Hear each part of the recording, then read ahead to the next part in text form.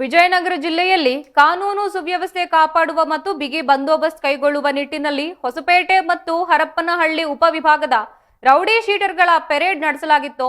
ಹೊಸಪೇಟೆಯಲ್ಲಿ ನಡೆದ ಈ ಪೆರೇಡ್ನಲ್ಲಿ ಸುಮಾರು 220ಕ್ಕೂ ಹೆಚ್ಚು ರೌಡಿ ಶೀಟರ್ಗಳು ಭಾಗಿಯಾಗಿದ್ದು, ಪೆರೇಡ್ ನಡೆಸಿದ ಬಳಿಕ ಜಿಲ್ಲಾ ಪೊಲೀಸ್ ವರಿಷ್ಠಾಧಿಕಾರಿ ಎಸ್ಪಿ ಜಾನ್ವಿ ಅವರು ಮಾಧ್ಯಮಗಳೊಂದಿಗೆ ಮಾತನಾಡಿ, ಅಪರಾಧ ಕೃತ್ಯಗಳಲ್ಲಿ ತೊಡಗಿರುವವರ ವಿರುದ್ಧ ಕಟ್ಟುನಿಟ್ಟಿನ ಕ್ರಮ ಎಚ್ಚರಿಕೆ ನೀಡಿದ್ದು, ರೌಡಿಗಳ ಹಳೆಯ ಚಟುವಟಿಕೆಗಳು ಮತ್ತು ಪ್ರಸ್ತುತ ವರ್ತನೆಯ ಬಗ್ಗೆ ವಿಚಾರಣೆ ನಡೆಸಲಾಗಿದೆ ಎಂದು ತಿಳಿಸಿದ ಎಸ್ಪಿ ಅವರು, ಕೆಲವರು ಹಳೆ ಕೇಸ್ಗಳ ನಂತರ ಸುಧಾರಿಸಿಕೊಂಡಿದ್ದಾರೆ, ಆದರೆ ಇನ್ನು ಅವರ ಮೇಲೆ ನಿರಂತರ ನಿಗಾ ಇಡಿಸಲಾಗಿದೆ.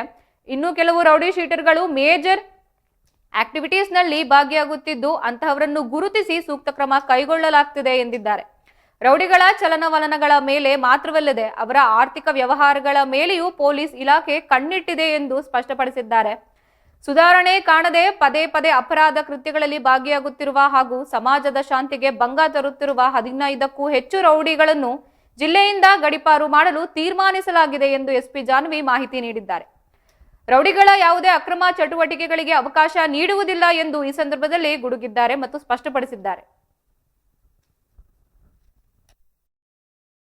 ಮೇಲೆ ಗಡೀಪಾರಿಗೂ ಸಹ ನಾವು ಕ್ರಮ ತಗೋತೀವಿ. ಮೇಡಮ್, ಈಗ ನೀವು ಅಡ್ವೊಕೇಟ್ ಮಾಡಿದ ಸಂದರ್ಭದಲ್ಲಿ ಯಾರಾದರೂ ಸಾರ್ವಜನಿಕ ನೋಡಿರ್ತಾರೆ ಈ ಜನಗಳನ್ನ, ಅಥವಾ ನೀವು ಮಾಡುವಂಥ ಟೈಮಲ್ಲಿ, ಅಂಥ ಟೈಮಲ್ಲಿ ಯಾರಾದರೂ ಈ ಥರ ಬರಲಿದ್ದ ಅವ್ರನ್ನ ರೌಡಿ ಶೀಟರ್ ಇದ್ದಾನೆ ಯಾರಾದರೂ ಹಿಂಗೆ ತಿರುಗಿ ನೋಡಿದೆ ಅಥವಾ ಏನಾದರೂ ಮಾಡಿದ್ರೆ, ಅಂಥ ಟೈಮಲ್ಲಿ ಅವ್ರನ್ನ ಯಾಕೆ ನೋಡ್ತಿದ್ವಿ ಹಂಗೆ ಅಂತ ರೌಡಿ ಶೀಟರ್ ಕೆಲವರು ಅವಾಜ್ ಹಾಕಿರೋ ಉದಾಹರಣೆಗಳಿದ್ದಾರೆ. ಯಾರು ಹಾಕಿದ್ದಾರೆ? ಕೆಲವರು ಹಾಕಿದ್ದ ಇರುವಂಥವ್ರು ಇದ್ದಾರೆ ಮೇಡಮ್, ಆ ಥರ ಮಾಡ್ತಾರೆ. ಅದೇ ಆ ಥರ ಆಕ್ಟಿವ್ ಆಗಿರೋರ ಬಗ್ಗೆ ನಾವು ಕಂಟಿನ್ಯೂಸ್ ನಿಗಾವಣೆಯಲ್ಲಿ ಇಟ್ಟಿದ್ದೀವಿ. ಆ ಥರದ್ದೇನಾದ್ರು ಕಂಡು ಬಂದು ಹೊಸದಾಗ ಅವ್ರು ಯಾರಿಗಾರು ಥ್ರೆಟ್ ಮಾಡಿ ಏನಾರು ಆ ಥರದ್ದು ಏನಾರು ಕಂಪ್ಲೇಂಟ್ ರಿಸೀವ್ ಆದರೆ ಫ್ರೆಶ್ ಕಂಪ್ಲೇಂಟ್ ದಾಖಲು ಮಾಡಿ ಅವ್ರ ಮೇಲೆ ಗಡೀಪಾರಿಗೂ ಸಹ ಕ್ರಮ ತಗೊಳ್ತೀವಿ. ಇಲ್ಲಿ ರೌಡಿ ಪರೇಡ್ ಮಾಡಿದಂಥ ಸಂದರ್ಭದಲ್ಲಿ ಹೆಚ್ಚಿನ ಚಟುವಟಿಕೆ ಉಳ್ಳವರು ಕೆಲವರು ಕಂಡು ಬಂದಿದ್ದಾರೆ.